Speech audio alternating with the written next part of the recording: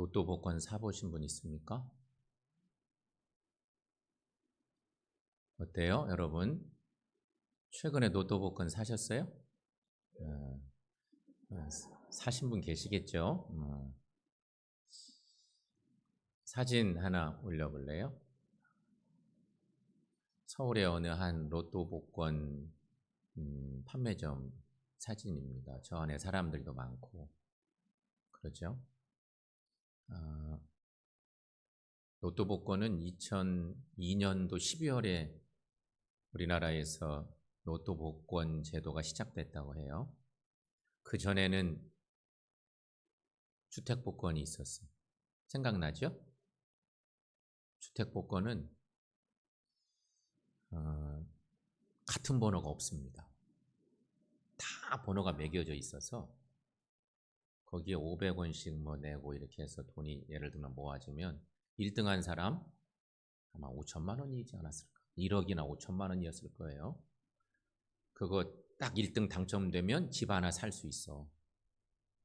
그래서 정말 많은 사람들이 십시일반으로 내가 설마 되겠어? 뭐 이런 생각에 그냥 이렇게 그냥 하나 사주고 나는 안 돼도 누군가 한 사람 되면 1등 되면 집 하나 살 수 있으니까 얼마나 좋아. 그래서 돕는 마음으로 그렇게 주택복권 제도가 활성화됐어요. 근데 경제가 커지고 나라가 커지면서 우리나라 사람들 마음에도 집값도 올라가고 뭐 이랬잖아요. 2002년도 12월에 로또 복권 제도가 생긴 거예요. 로또 복권은 번호가 1년 번호가 있는 게 아니고 내가 써요. 그렇잖아요. 내가 좋아하는 숫자 막 기록하고 이렇게 막 쓰는 거예요. 그래서 최근에 보통 로또 복권이 1등이 뭐 항상 다르죠. 그냥 10여 명, 보통 10명, 많으면 20명. 이렇게 1등이 당첨이 됐대요. 그렇게 당첨이 되잖아요. 그러면 2, 30억. 만약에 숫자가 막 대명으로 줄었다 그러면 막 배로 엄청나게 늘겠죠. 100억도 받을 수 있고 막 그런 건데 보통의 경우는 2, 30억씩 받았대요. 한 10명에서 20명 안짝에 1등이 나오니까. 그런데 지난주인가? 여러분 뭐 보셨어요? 63명이 1등이 나왔어요. 63명. 1등이 많아지면 어떻게 되겠어요? 돈이 적은 거예요. 4억밖에 못 받아. 에이 이게 무슨 로또 복권이야 막 그러면서 사람들이 막 1등이 돼도 기분이 안 좋아. 이걸로 이까지 걸로 뭐 한다고? 제도 바꿔야지. 이거 틀렸다 틀렸어. 뭐 이런 인터뷰하는 기사도 봤어요. 4억이 얼마나 귀한데. 근데 그 전에 1등한 막 30억씩 받고 그랬는데 막 100억도 받고. 근데 1등 해봤자 뭐 4억도 못 받고. 그 이게 무슨 로또냐? 네, 여러분 주택 복권과 로또 복권은 비슷한 것까지만 너무 다릅니다. 로또 복권은 우리 마음속에 사행심을 조장. 투자해봐. 너도 1등 할 수 있을걸? 네가 직접 좋은 번호 쓰니까 1등 될 만하지 않아? 근데 그것이 함정이에요. 근데 여러분 로또 복권에 당첨될 수 있는 확률은 장마철에 길 가다가 벼락 맞아 죽을 정도. 그렇게 확률이 희박해요. 근데 이번에는 64명이 벼락 맞은 것과 똑같아. 63명. 그런데 너무 많은 1등이 나오니까 사회적 문제가 제기돼요. 이게 뭐 로또 복권이냐 이까짓 것이 뭐 이러면서 막 반기를 들기도 하고.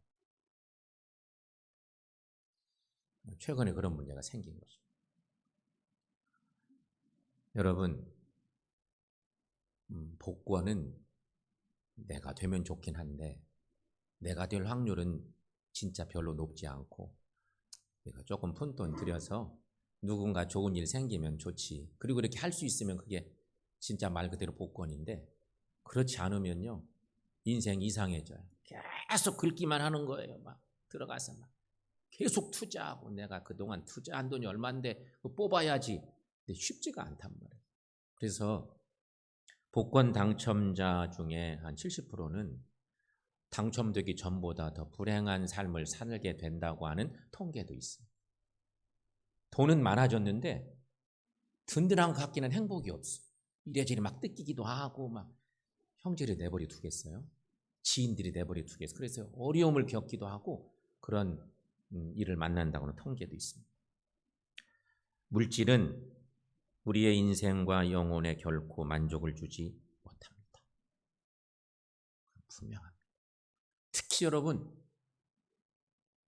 세상 사람들은 물질만 추구하는 경향이 대부분. 돈 벌어야 인생 성공한다고 막 생각하고 그렇습니다. 그런데 신앙인인 우리는 그런 가치관을 최대한 덜어놓고 살려고 하죠. 예수의 사람이 되는 순간 하나님과 돈 뭐 택할래? 저는 하나님을 선택할랍니다. 뭐 이런 작정하고 신앙생활 하는 거잖아요. 그런데 어때요? 신앙생활 하시는 여러분, 로또 복권이나 살까? 이런 생각을 자꾸 혹 하시지는 않습니까? 그 문제점이 이번에 탁 드러난 거예요. 이상하게 1등이 너무 많아져서 그 문제점이 탁 드러난 사건이기도 한 거죠. 사탄이 현대인들을 시험하는 최고의 좋은 히든 카드는 뭘까? 사탄이란 놈이 현대인들의 마음에 딱 뭔가를 비수를 꽂을 수 있는 최고의 히든 카드. 탐심입니다. 탐심. 사탄은 나쁜 놈이잖아. 사람들의 마음에 이상한 것을 만들어주고 빼앗아가고 탐심을 탁 집어넣으면 사람들이 전부 다 순식간에 이상해져. 멀쩡했던 사람도 왔다 갔다 하고 마음이. 근데 사탄이라는 놈이 그런 마음을 넣어주죠. 현대인들 중에는 더 많은 것을 소유할수록 좋다는 사탄의 거짓말에 속곤 합니다. 우리가 다 그런데 노출되어 살고 있고 예수 잘 믿고 신앙으로 살겠다고 다짐하다가 어느 순간 돈 하면서 거기 쫓아가다가 여러 가지로 하나님을 실망시키는 일들도 많고 사실 우리가 그렇게 삽니다. 로마 격언에 탐욕은 소금과 같다. 그런 격언이 있습니다. 이 말은 설명하지 않아도 그냥 이해가 되는 기가 막힌 얘기입니다. 우리가 대부분 살면서 소금을 취할 수 있는데 소금은 취하면 취할수록 막 더 짜서 그렇잖아요. 더 목이 마르고 더 막 추구하게 되고 내가 죽는 줄도 모르고 자꾸 소금을 더 막 취하려고 하는 그런 마음과 같다는 거죠. 여러분, 이것은 결국은 절제되지 않은 탐심의 결과이기도 한 것입니다. 절제하는 삶을 살아야 되는데 탐심을 절제하지 못하면 불행하다 하는 것. 자, 첫 번째 우리가 생각할 것. 그래서 탐심은 판단력을 흐리게 만든다는 것입니다. 우리가 사람이 지적인 존재고 이성을 가지고 살고 그런 존재잖아요. 그런데 판단력이 흐려지면 얼마나 불행한 거겠어요. 디모데전서 6장 10절 말씀에 너무 유명한 바울의 가르침의 말씀이 있는데요. 함께 읽어보겠습니다. 돈을 사랑함이 일만하게 뿌리가 되나니 이것을 탐내는 자들은 미혹을 받아 믿음에서 떠나 많은 근심으로써 자기를 찔렀도다. 아멘. 돈을 무조건 부정하는 것이 절대 아닙니다. 근데 여러분, 돈 자체는 분명 일만하게 뿌리가 아닙니다. 성경 말씀을 잘 보시면 조건이 하나 딱 붙습니다. 돈을 사랑함이 일만하게 뿌리가 된다. 그런 말씀. 돈이 무조건 잘못이 아니에요. 돈은 사실은 쌓아두는 것보다 흘러가게 하는 것이 돈인데 그 돈이 일만하게 뿌리가 되는 것은 돈을 최고 사랑하는 거예요. 4억쯤 받으면 남들은 30억도 받았다는데 1억도 10억, 뭐 100억도 받았다는데 나는 왜 4억밖에 안 되냐? 문제 제기가 막 되는 상황이 벌어졌으니까. 이게 돈을 사랑함의 모습이죠. 그런데 여러분, 돈을 사랑하면 하나님을 사랑할 수 없습니다. 성서의 가르침. 주님이 말씀하신 마태복음 6장의 24절 말씀. 우리가 잘 아는 말씀이죠. 함께 확인하면서 읽어봅니다. 한 사람이 두 사람을 섬기지 못할 것이니 혹 이를 미워하고 저를 사랑하거나 혹 이를 중히 여기고 저를 경히 여김이라. 너희가 하나님과 재물을 겸하여 섬기지 못하느니라. 아멘. 이런 말씀은 우리가 신앙생활하는 내내 늘 우리 마음을 힘들게 하는 그런 주님의 말씀입니다. 알긴 아는데 정말 하나님보다 물질을 더 사랑하면 안 될 텐데 그러지 못할 때가 얼마나. 그래서 막 힘들어. 하나님을 생각하고 신앙생활하기보다 사람들 눈치 보고 신앙생활할 때가 얼마나. 우리의 생활들이 그럴 때가 정말 많아. 다 그런 데 노출되어 있는 신앙인의 모습인데 이 말씀에 대한 대표적인 모습으로 오늘 본문 말씀에 게하시라고 하는 사람이 등장합니다. 성경을 잘 안 읽는 사람들은 이런 사람도 있었네? 이럴 인물이기도 합니다. 엘리사는 잘 아는데 그의 사환격이었던 게하시는 잘 모르는 성도들이 많을 거예요. 근데 게하시에 대한 얘기가 오늘 본문에 등장하죠. 게하시는 지금까지 엘리사와 함께 나름대로 만족한 삶을 살아온 사람입니다. 비록 물질적으로는 풍요하지 않았지만 그래도 하나님을 섬기는 인생으로서 자부심도 있었습니다. 게하시는 엘리사의 몸종으로 영적으로 윤택한 삶을 마음껏 영위하며 살았습니다. 그동안 너무너무 행복했습니다. 위대한 예언자 엘리사를 따라다니면서 몸종 역할을 하는 것이 너무너무 행복했습니다.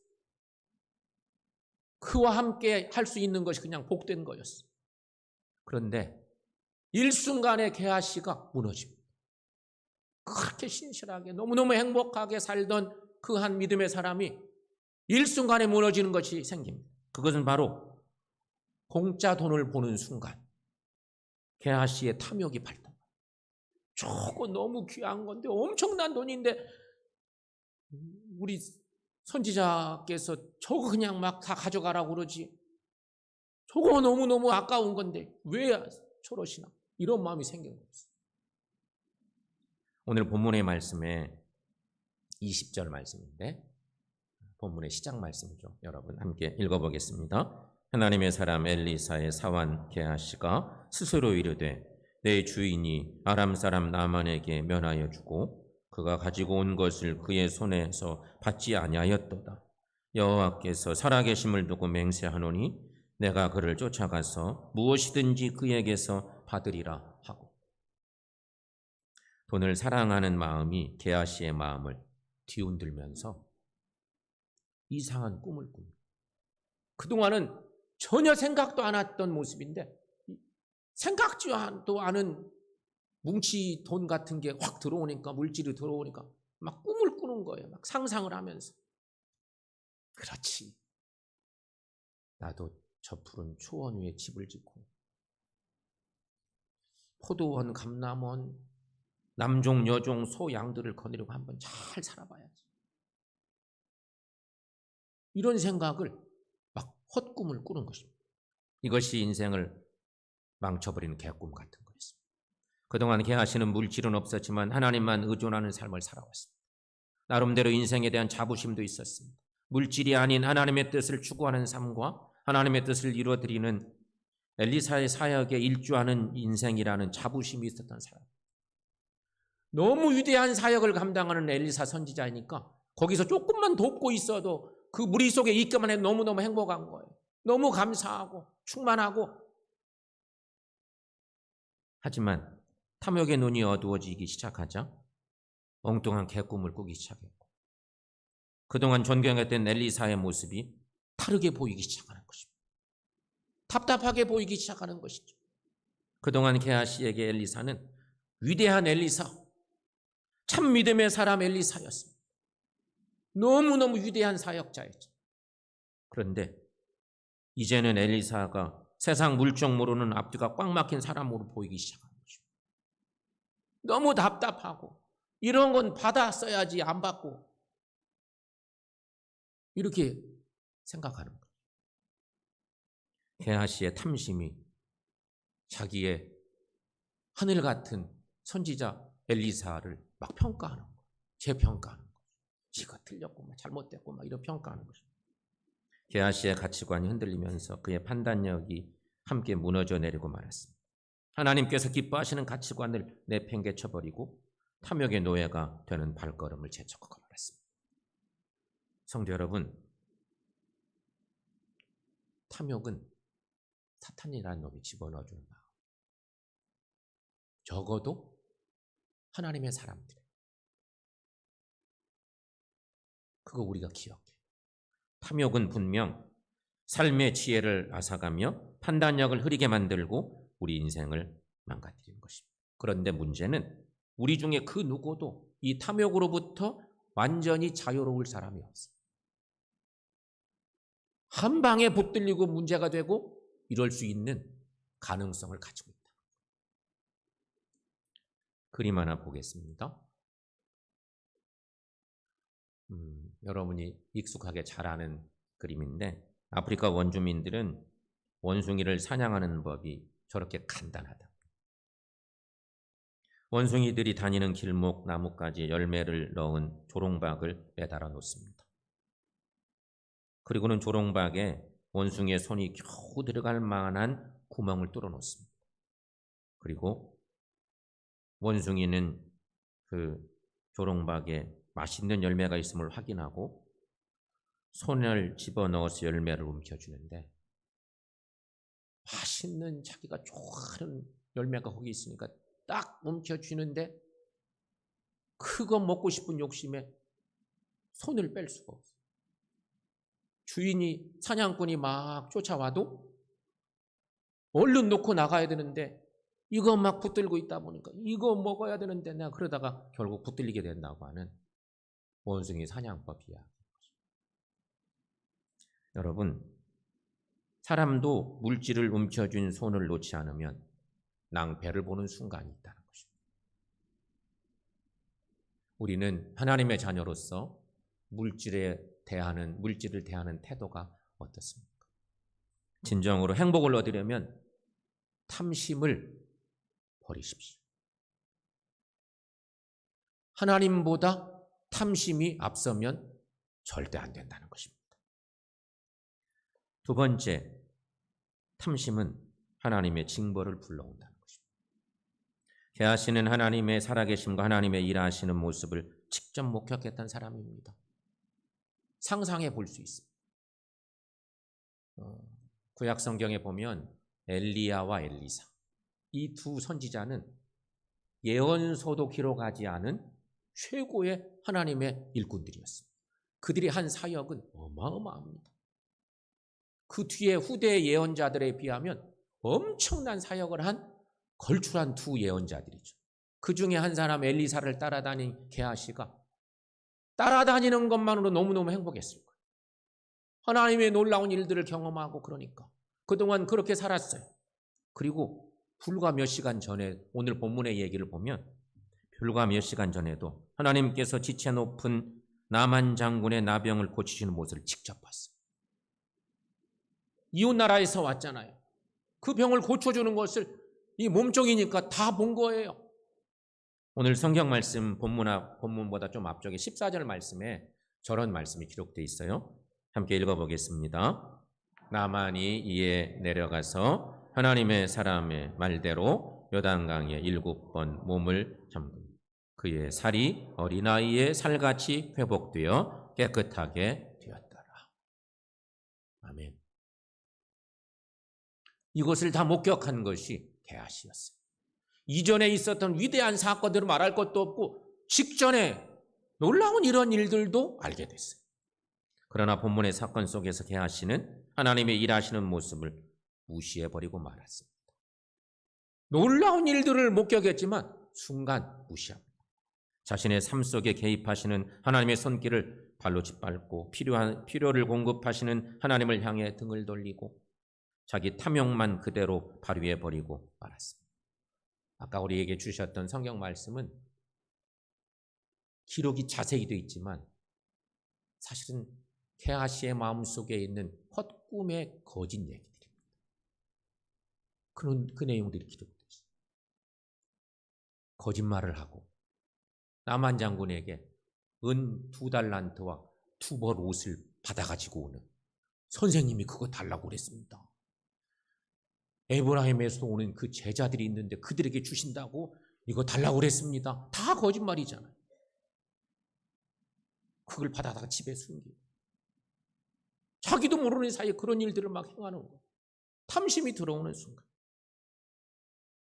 너무도 안타까워.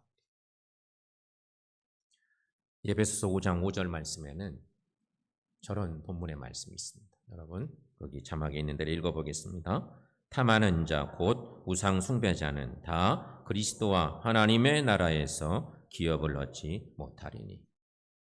여기 보면 탐심은 우상 숭배. 탐심 우상 숭배라. 성경이 그렇게 증가.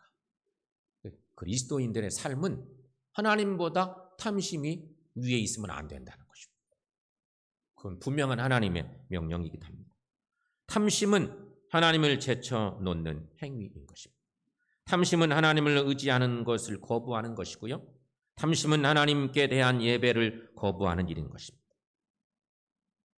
게하시가 인생 잘 살아가다가 어느 순간 공돈 생기니까 확 뒤집어져서 인생 망치게 되는 일이 오늘 본문에서 벌어지는데, 이때 하나님은 탐심이 가득한 게하시에게 나병의 징벌을 해주십니다. 하나님 참 너무하세요. 근데 성경 속에는 우리가 이해할 수 없는 너무도 급진적으로 변화되고 엎으러지는 사건들이 가끔 있어요. 하나님이 사랑의 하나님이신가? 어떻게 이럴 수 있나? 그런 일들이 자주 있잖아요. 오늘 사건도 사실 그런 사건 중에 하나인데, 27절 말씀, 오늘 본문의 마지막 절 말씀 함께 읽습니다. 나만의 나병이 내게 들어 내 자손에게 미쳐 영원토록 이르리라 하니 게하시가 그 앞에서 물러나오며 나병이 발하여 눈같이 되었다. 너무 안타까운 일입니다. 그런데 여러분, 여기 나병은 하나님의 아픈 마음, 실망의 표현이기도 합니다. 게하시의 행동은 단순한 욕심의 표현을 넘어 하나님을 밀쳐내는 행위였습니다. 그러므로 여러분, 탐욕을 절제할 수 있는 능력을 미리 간구하며 사시기를 바랍니다. 아울러 탐심이 우상 숭배임을 마음속에 깊이 새기고 사시기를 바랍니다. 그렇다면 여러분, 이 탐욕을 어떻게 할까요? 이게 우리의 숙제입니다. 하나님보다 더 사랑하는 것이 없어야 된다는데, 그게 진정한 하나님의 자녀의 길이라. 돈 때문에, 공짜 돈 때문에 확 무너져 버린 게하시를 보면서 탐욕을 어떻게 할까? 탐욕은 절제될 수 있습니다. 하나님을 믿음으로 절제됩니다. 주님의 음성에 귀를 기울임으로 우리는 탐욕을 절제할 수 있습니다. 주님의 음성에 귀를 기울임으로 그리스도의 제자로서 늘 만족한 삶을 누릴 수 있습니다. 우리가 탐욕의 유혹을 받을 때 성령께서 하나님의 말씀을 생각나게 하심으로 이길 수 있습니다. 성도 여러분, 부유함은 분명 죄가 아닙니다. 그렇다고 부유함이 우리 인생의 목적은 결코 될 수가 없는 것이죠. 그런데 우리의 삶을 되돌아보면 하나님의 부름받은 자녀로 산 우리들, 실상 우리는 언제나 하나님 안에서 부유한 사람들임을 기억하시기를 축원합니다. 그 이유는 우리가 예수님과 함께 하나님 안에 감추어져 있기 때문이라는 것입니다. 골로새서 3장 3절 말씀에 이런 말씀이 있습니다. 이는 너희가 죽었고 너희 생명이 그리스도와 함께 하나님 안에서 하나님 안에 감추어졌습니다. 사랑하는 여러분, 내 은행 계좌에 있는 많은 돈이 내 마음을 든든하게 해줄 수는 있습니다. 하지만 그 돈 때문에 내 인생이 견고하다고 생각하는 것은 아주 미련한 생각인 것입니다. 우리 인생이 견고한 이유는 다른 데 있습니다. 하나님의 자녀인 우리의 인생이 견고한 이유는 하나님께서 나를 사랑하셔서 아들을 십자가에 죽게 하셨고 그 은혜로 우리를 구원해 주셨기 때문인 것입니다. 오직 하나님의 사랑의 손길이 우리의 삶을 지탱해 주십니다. 따라서 여러분, 우리는 항상 부유한 자라는 믿음을 가지고 사십시다. 이것이 필요합니다. 그 믿음에 근거한 생각, 판단, 삶이 필요한 것이죠. 사랑하는 여러분, 우리 모두는 주 안에 거하고 주 안에 있을 때 주님의 은혜로 부유한 사람들임을 믿고 사시기를 축원합니다. 오늘 집에 가셔서 여러분 가계부를 한번 떠들러 보십시오. 여러분의 가계. 요즘 성도들 가정의 대부분이 엔겔 지수가 높을 겁니다. 엔겔 지수란 소비 지출에서 식료품비가 차지하는 비율을 엔겔 지수라고 표현합니다. 경기가 어려울수록 엔겔 지수가 높아집니다. 꼭 필요한 경비가 식료품비인데 우리 집에 있는 가용 돈 중에 식료품 비용이 자꾸 높아져. 지출해야 될 비용 중. 그러면 살기가 어려워졌다는 증거. 그런데 가정의 가계부는 그 가정의 영적 상태를 아주 잘 반영해 줍니다. 우리가 어디에 돈을 쓰고 있는가를 보게 하는 거죠. 그것이 우리 가정의 영적인 상태를 잘 반영해 주는 또 지름길이기도 한 것입니다. 우리가 생각해 볼 것은 우리가 지출하는 여러 가계 지출 중에 혹 우리의 허영을 채우기 위해서 또는 탐욕에 의해 지출된 항목들이 있지는 않는지 살펴볼 필요가 있다는 것입니다. 그런 것은 제거해야죠. 내 허영심을 위해서, 내 탐욕을 위해서 막 지출하는 것. 그런 것은 안 돼요. 하나님이 기뻐하시지도 않고 꼭 필요한 식료품은 있어야 되지만 또 다른 데 막 그걸 쓰고 있어요. 투자하는 거. 엉뚱한 데 막 쓰고 있어요. 하나님이 기뻐하시지 않아요. 우리가 근면하고 정직하게 일을 해서 돈을 버는 것은 참 중요합니다. 그리고 그렇게 번 돈을 어디에 어떻게 쓰는가도 매우 매우 중요하죠. 성도 여러분, 탐욕이 발동하게 되면 인생은 망가지게 되어 있습니다. 그러니 우리 그리스도인들은 말씀에 근거한 눈으로 하나님께서 친히 은행 장고이심을 기억하시고 인생을 살아가십시오. 우리는 우상 숭배인 탐욕을 절제하며 하나님을 신뢰하는 자세로 하루하루 사셔야 합니다. 이것이 크리스찬의 삶인 것입니다. 크리스찬 라이프. 개하시는 자신을 먹이시고 입혀주시는 분이 하나님이심을 잊어버립니다. 그전에는 그렇게 살다가 공짜 돈 때문에 그런 걸 한 방에 잊어버립니다. 그는 자신의 인생을 책임지고 먹이고 입혀야 한다고 오해합니다. 그래서 불안해졌습니다. 그리고는 결국 탐욕의 노예가 되기를 자청해버리고 만 거고. 그래서 비극을 맞습니다. 멀리서 온 이방 사람은 나병이 나와가지고 건강히 돌아가는데 갑자기 그 병이 자기에게 들어와서 하루아침에 나병 환자가 되고만 그 집안이 불행해진다. 그 사건.